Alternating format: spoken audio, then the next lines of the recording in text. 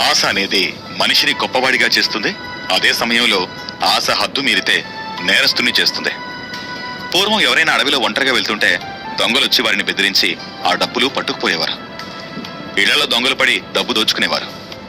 ఎన్ని సంవత్సరాలు గడిచినా డబ్బు దోచుకోవడం అనేది మారలేదు. పద్ధతులు వేరుగాని చేసే పనైతే ఒకటే. అధికారంలోకి వచ్చిన తర్వాత ప్రజల నుంచి ఎలా డబ్బు దోచుకోవాలో ఆలోచించడం రోజు రోజుకు పెరుగుతుంది. అప్పట్లో రూపాయి విలువ ఎక్కువగా ఉండేది. కానీ కొన్ని పరిస్థితులను చూస్తుంటే రూపాయి విలువ పూర్తిగా పడిపోయింది అనిపిస్తుంది. అంటే రోజు రోజుకి డబ్బు దోచుకోవడం అనేది పెరిగిపోయింది. రకరకాల మార్గాల్లో డబ్బు దోచుకోవడం కొంతమందికి అలవాటైపోయింది.